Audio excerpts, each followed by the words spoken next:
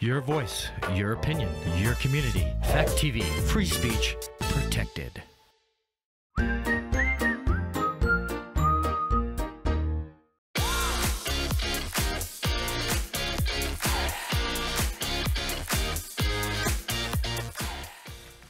Hi everyone! You are watching our program, The Immigrant Show. In this show, guests from different countries of the world tell their stories of immigrating to the USA. I'm Kateryna Karpunina from Ukraine, and I'm ready to introduce our new guests. Welcome, guys! In our show today, two brothers, Ian and Leo Massoud. If I'm correct, yeah? Yeah, you're almost correct. Almost. Massoud. Massoud. Massoud. got We it. wanted to say I will say Leo and Ian. Massoud. Great! So, I'm so happy that you are here, and I hope you will relax and make yourself at home. How are you doing in general? Really good. It's Really summer good? break from university. Yeah? Having a little bit of fun. Also working my part-time job for summer. Yeah. And you? I'm doing great. I just moved into my new place. It's been a lot of work, but it's also a lot of fun. And yeah, I'm just excited to be here and to share my story and to share Leo's story and hopefully inspire a lot of people. Yeah, by the way, I think your story today is gonna be so amazing because, guys, they are from Syria and they came here when? 8 years ago. Yeah, about 8 years. 8 years ago. It's a lot, and I have lots of questions for you because it's lots of things. It's English, it's new people, it's friends, it's family, it's lots of things. So, if you came here to the USA 8 years ago, what was that experience like? I want you to remember that moment when you decided to come to the USA. Well, first of all, it wasn't really our decision. It was our dad's decision. We kind of followed along with him. He got us over here and helped us move and got us the visas and worked really hard as a doctor. Were you not excited about moving? I was super excited because because you make it sound like, oh, he made me come to the United but it's States, not that. the United But States you was like a wanted dream. to go here. Yeah. Yeah. You wanted, yeah? So me too. When we heard that we were gonna move in like 2-3 months, we're gonna leave our country and go to the U.S., which has been a dream, I'd say, for our family. Yes. Ever since we were in elementary school, we would just talk about it. Yeah. We would just talk about it all the time. It sort of died off, like when the war started, we kind of lost a little bit of hope. But then we regained that hope and we got the news that, you know, we could go. We had our visas and I was just super excited. Like, I felt like I needed a fresh start in life anyways. I wanted to get away from a lot of stuff, so that was good. So it's a big reason why did you decide to come here. It's not like a big aim, it's because of war in Syria, yeah? It was both. both. First, it was an aim. We knew, hey, like, we still love our country, we love the people there. Yep. They love us and we appreciate all the memories we had. But even before the war, we knew that there was a better life to be had in the U.S. A literal dream. Yeah. We saw it, Dream? the American dream. We saw it in the movies. We knew that there would be better business opportunities, better community, better financial opportunities, and we wanted that quality of life. The war was kind of confirmation, I guess, from the universe that, hey, we should get moving. You should get moving. I understand that you were children that time, but did you understand that the war had started in Syria, or it was just you didn't understand what's happening? It was on the news. We knew there was something that was going on. Yeah. I'll let Leo speak on All the TV channels were like a lot of news about all the bombings, the terrorist attacks. They were graphic too. We were like Yeah. little kids. Sometimes it'd be like really graphic stuff on TV. Our parents wouldn't be around. We just like see it and like so confused and like disgusted, Yeah. and kind of sad, you know. But now you understand the cause of the war. To an extent, yeah. A lot of people still don't know how it started, why it started, when it's going to end, if it's going to end. which is a scary thing to even think about. I think part of it was religious conflict, and the other part of it, the civil war itself, because the people were discontent with the actual dictator, Bashar al-Assad, and yeah, they were trying to fight each other, like remove him from his dictatorship spot, and have a better life, because everyone's social status, everything was really bad. Still is. Yeah, it still is. I see, I see. But I'm so excited that you are here and you are safe here. Did you have any culture shock when you started studying in America as a child? And also, what surprised you the most about the culture? All right. Yeah, when we first arrived here in Boston's airport, I just saw like a ton of cars, and I was like, what? Traffic. Yeah, I've never seen traffic like that before. traffic. I was like, what? It's insane. Why is it so long? Yeah, the streets aren't as busy in Syria. It's more rural, and the people who did have a car were like the top, like 1% of the population. And everything was like super clean and very like in here, yeah. wow. In the U.S., Sanitized. clean, organized, not sanitized, but like that, organized. Exactly. Like Productive. you don't see like a broken sidewalk or Yeah. like a lot of stray animals. Yeah, especially the stray animals. We had a lot of cats just going all around. Sometimes dogs, but it's mostly cats. Yeah, Yeah. like wild cats. Yeah, some countries have this problem with homeless cats and dogs, and also in general, the culture of any country is unique and inimitable. If you compare the cultures of Syria and America, what is similar about that? And on the contrary, what is separately different? Right. What's different? Well, let's start with what's similar, because I think Similar? that's more challenging. Yeah. Okay. Similarities. Oh, I can't think of anything. Okay. I think It's so I just had a lot like it was easy for me to make friends, so kind of adapted really quickly since I was young, and yeah. I was able to make new friends really easily, and just difference in culture. I think what's similar is like some of the food was similar. Like desserts there is like 70 or 80% the same stuff as here, just dessert. So like some of the food stuff was like common. In Syria, it was like relationships in general.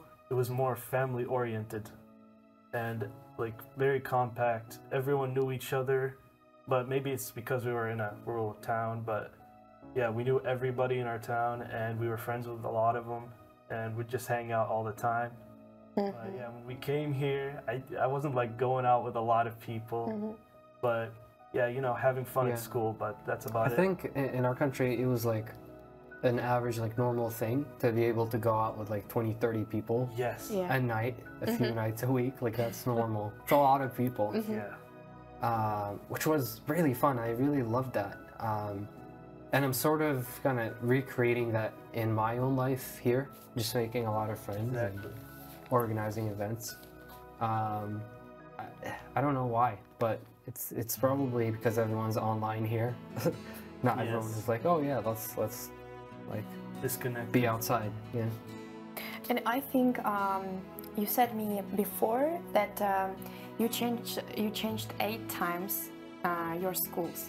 Yeah. Yeah. We So moved a lot. yeah, why did you move a lot? And I think how did it affect you?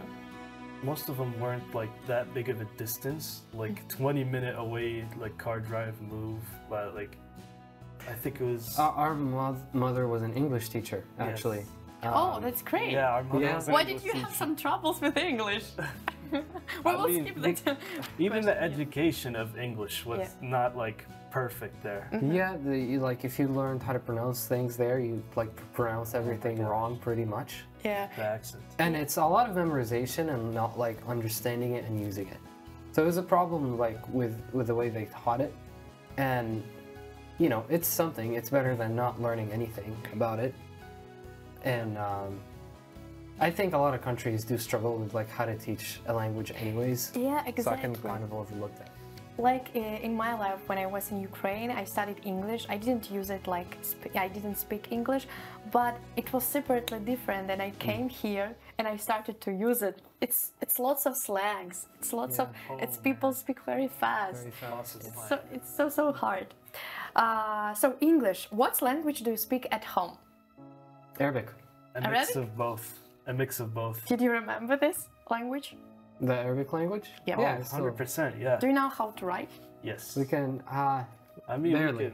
we can. we're sorry to forget, it's been 8 years. I see. I can like type on a keyboard, no problem, but like writing, Yeah. But do you know, I have like I didn't have this question in my script, but for example, I think in Syria people have some telephones or media, Instagram. How they write there? Because Arabic language, it's from right to left. How they? well, the apps like have Yeah, different languages. they have You can different- select different languages. It's I not see. In the settings, you can add it like an Arabic keyboard, and you'll be able to like type it out. Yeah. And the actual physical keyboard, like if you had like They had a physical keyboard with like computer. Arabic letters on it. I've seen that before. Arabic letters It's kind of instead. cool. It's interesting. And Yeah. did you find it difficult to reread the language? like relearn it. Yeah, relearn, reread, because The Arabic language? yeah, like Arabic language, you need to write and to read from right to left. And when you started to study English here and speak English, was it difficult for you? It was a little confusing, and I'm still very slow at it right now because I'm still relearning it since I haven't like written a lot of Arabic since moving here. And yeah, it's like super confusing, just switching from left to right to left. And yeah. Notebooks, books are like completely backwards. You know, you'd open a book the opposite way. You'd like flip the pages the opposite way. So it's not just reading the opposite way, it's everything. Communication backwards. wise, let's talk about communication wise because I've been going to like I went to 2 Arabic conventions the past like couple of years, and I was able to reconnect with a lot of friends and meet a lot of people that are like same as me. That went through the same struggles. And by the way, Exactly, yeah. conventions are just like gatherings of people. Yes. There's these like 500 to 3 1,000. to 5 day conventions where we meet pretty much like hundreds of people that Just came to the US reconnect. around the same time Wow. as we did, and so they shared some of the challenges that we had, both on a family level, on a school level, on a career level. And now your English just advanced. Do you have like some tips, recommendations for people who want to move to the US or to another country and speak English fluently? What's helped you? Make English friends that speak the language. Hello, my friend. Oh yeah. Just like And talk to them as much as you can. Like work on your language skills, your communication skills with them, and like you can ask them for help if you have any questions, stuff like that. And go out with as many people as you can, and try to like learn how to like pronounce things right, how to articulate sentences correctly. Also with writing, grammar and stuff. Yeah. great. Okay.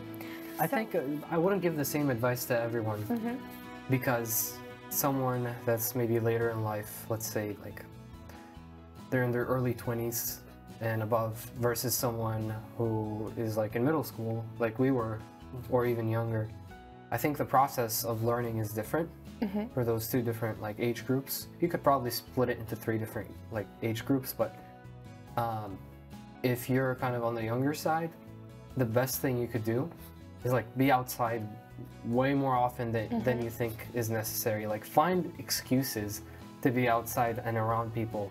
Excuse me, how are you? Yeah, exactly. Talk to more people, socialize. Even if you think you're an introvert, don't use it as an excuse. You need to be out there. You need to be talking to people. If you're on the older side, still do that.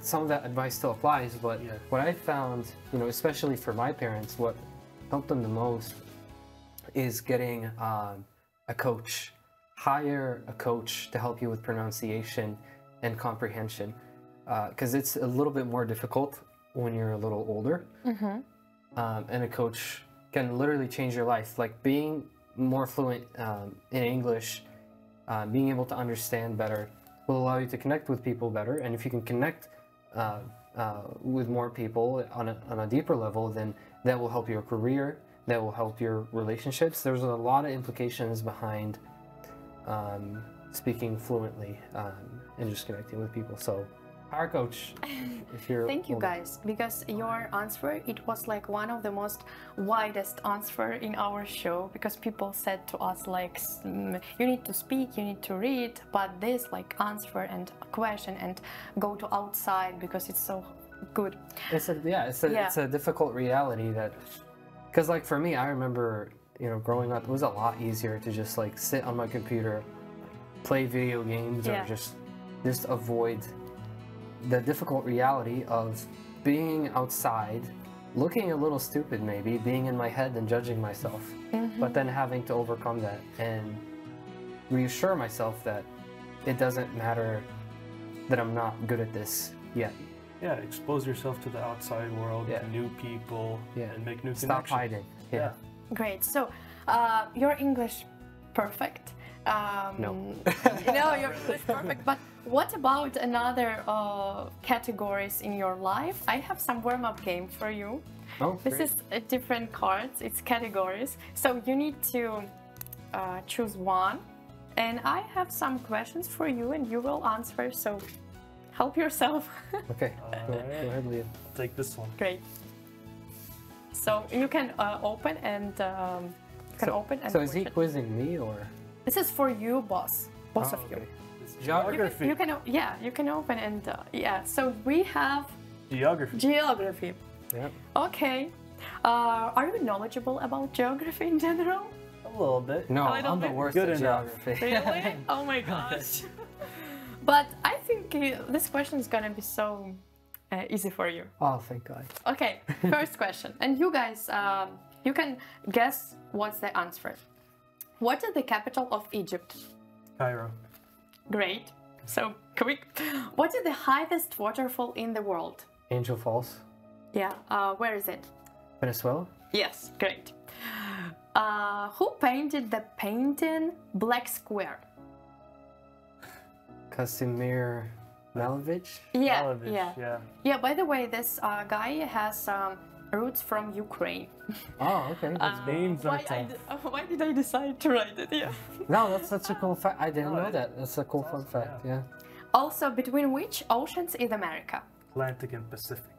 And this Great. ocean man right here. He knows Oh his yeah, oceans. I love the ocean. Who discovered America? It's so I Christopher know Columbus? it's confusing. Yeah, yeah. What person recognized that it was New World? Recognize. Yeah, it was like Wasn't it? Christopher Columbus. Yeah. He discovered this place, but he didn't understand what is it. Oh. But after, He went back, I think.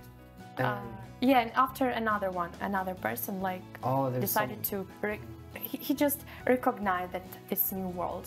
So guys, you can write under this video, Britney Spears. and we will Britney Spears. It's gonna be each person, so you can write it under this video. Yeah, leave it in the comments. God. Yeah, another one. What's the population of the world? It was 7.8 or 7.9 billion. It's in between. It passed 8 billion in November. No way. Of Oh my God. 2022. It was projected. You are to be- so smart. Yeah, It was projected to be 7.9, but apparently we exceeded that. yeah, we're like on 8.1 billion. I think it's because of Yeah. COVID, because like Yeah, yeah. unfortunately a lot of people passed. Yeah, it's almost 8. like, yeah. 8 billion. And the last question of our game. Name of country with the king and queen still rule. There's multiple ones. I'll let Leo name. So. United Arab Emirates, Okay. Qatar. Okay, I will write it. No. Yeah. Jordan. Okay. Wait, you need to say only one. Oh, I got okay. you. That's okay. We will go to another tour. So There's a lot of them that still like have a In that monarchy. It's area, crazy. yeah. I didn't know that. yeah, and also Till Great recently. Britain. Yeah. Wait. Kuwait, yeah. Yep. It's incredibly. I hope our viewers knew the answer to these questions. If you don't know, I think you will know this. And if you guess with us, you can write it under this video. So we will come back to your life in America. And I have some important points that I want to reveal for our viewers. It's about your working and studying. I think it's a big part of your life and you like to spare time for it. So after graduating from school, Leo decided to study at university, and Ian started his own business. How did this happen, and why did you decide to choose this unique path for you? I was always good on math and science, so I went to do university for neuroscience. I like the brain, I like all that human behavior, and I want to understand it and learn more about it. Okay. Why? Why? I just love it. I find it interesting, man. What can you say some interesting fact for us about neuron bonds? Neuron bonds. That's interesting. Like, Okay. Illuminate us. They can't heal. You can't heal like neurons. If they die, they won't come back. they can't come back. Yeah, brain cells. You can grow study back. again, and you can create a new bonds. No. You can create new bonds by learning new things, but if some of them die, you're not gonna get them back. Tell me why it's die. Why they are die. Like, how would you? Yeah. How would Killing you? brain cells. I mean, watching too many movies kills your brain cells. Really? That's what I learned. Oh my god, online. you will scare our viewers. Yeah. Yeah. Don't watch another movie. Watch only this episode. Yeah. Just this and another episode, one. we're good. Throw your TV out the window. But no, how do movies, like, why do they kill your brain cells? I didn't know that. I mean, Is it the blue light or something? it is the UV light that's part of it. The UV light. Yes. So in after, Too much exposure to UV light kills your brain cells. oh my gosh, we live in very dangerous world. Yeah. But we can create a new bond. Yeah, like learning the piano creates new bonds. Yeah. Yeah, Learning for the guitar. example. Literally growing your brain. Yeah. Ian, what about your profession? Why did you decide to create your own business and you didn't go to the university? When I was a junior in high school, it's my third year in high school, I just started learning more about myself. I learned that I just don't like being in a classroom. I like to be hands-on. I knew I liked communicating with people. At the time, I didn't really know that so clearly, but I felt I could connect with a lot of people really well. And I also knew that academia, but just like your classic subjects like math, science,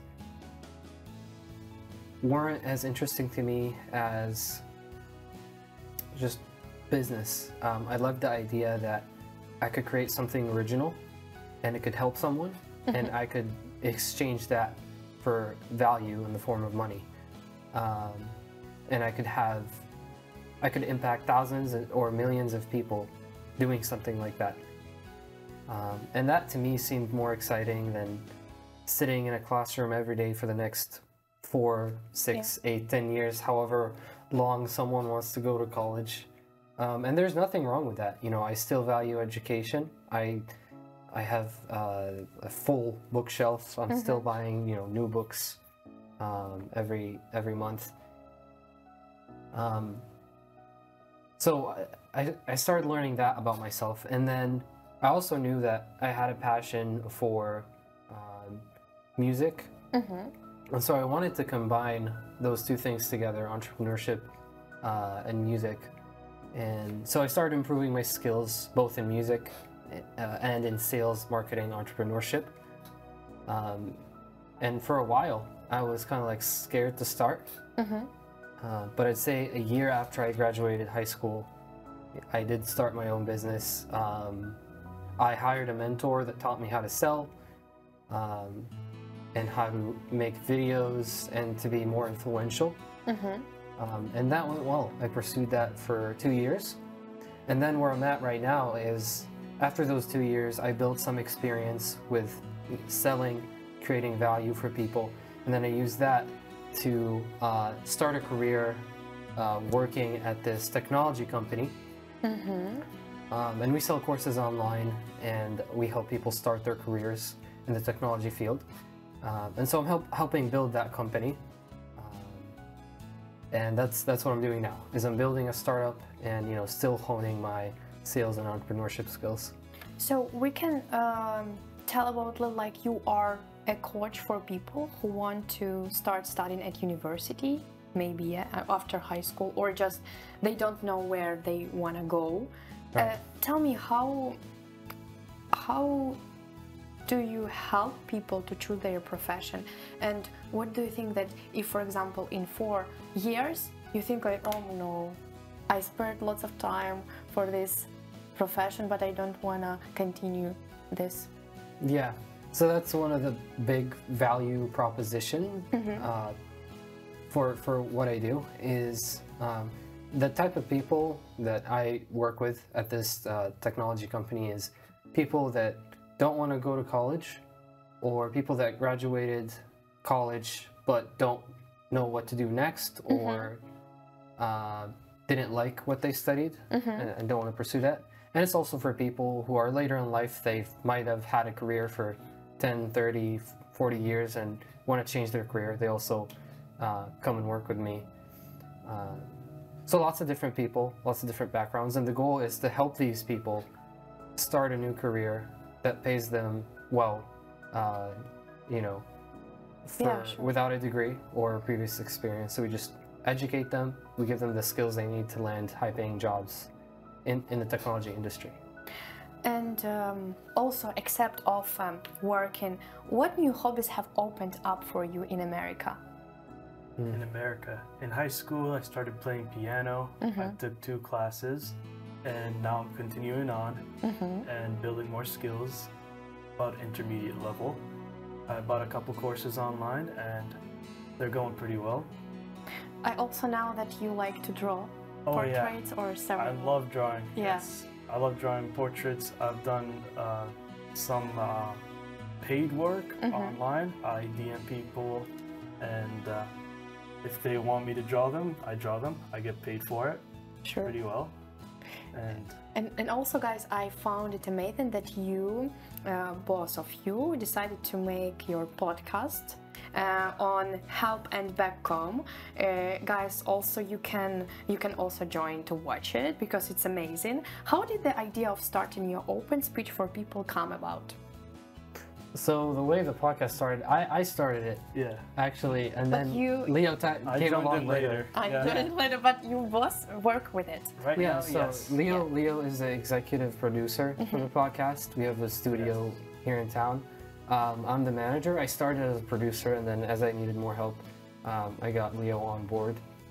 But my best friend, Dalton Cox, he's in the military. Shout out to him.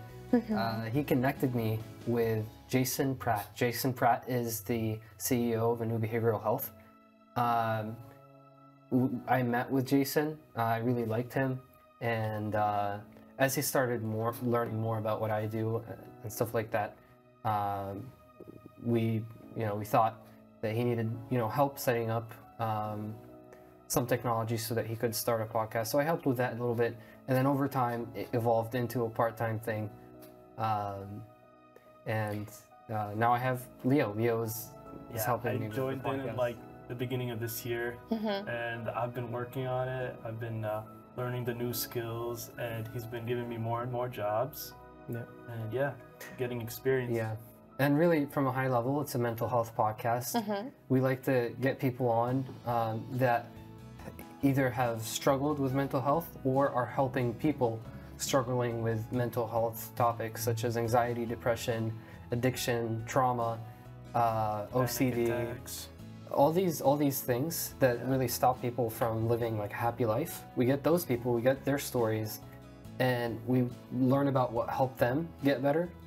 and we just share that with people because we think it's really good to do. Yeah, it's really important for people who. So, by the way, you remind me of people who want to change this world for better, and you like to go after your goals. It's amazing. Tell me what helps you to be so productive in America now. The people around me, my closest circle of people, my friends, my family, they're all productive and they always push me to do better and stay on track, and we hold ourselves accountable. We keep ourselves in check and just keep pushing forward. Yeah, we like talk to each other a lot. We make sure that we're achieving things, that we're doing well physically and mentally.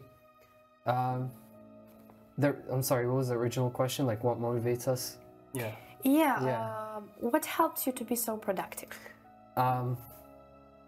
Yeah, I think I have to agree with Leo. Like, for me, I have multiple people, multiple mentors and coaches for different areas of my life. So for my fitness, I have someone I talk to specifically about that, that holds me accountable to that. For my career, I have my colleagues. They're high performers. They really inspire and motivate me. And yeah, my friends, the friends I make, I always make sure that they're pursuing something that they're productive as well. And that really, that's called positive peer pressure, because it makes you... Positive thinking also. Yeah, it makes you think in a more positive manner. Yeah. Also, like, it's an example for what kind of life you want to lead. If you're surrounded by people that aren't pursuing anything, that have unhealthy habits, then you will become that inevitably. No matter how healthy, determined, or like consistent you think you are, the people around you, really affect you. And I'll leave you with this quote. I can't remember where I got it from, but it's like, put a strong person in a weak environment and they will lose. Yeah. Put a weak person in a strong environment and they will win. Yeah. The person in a strong environment, even if they're weaker, they're not gonna beat or do better than the person who's maybe weak initially but has the support system and has the right people around them. Yeah.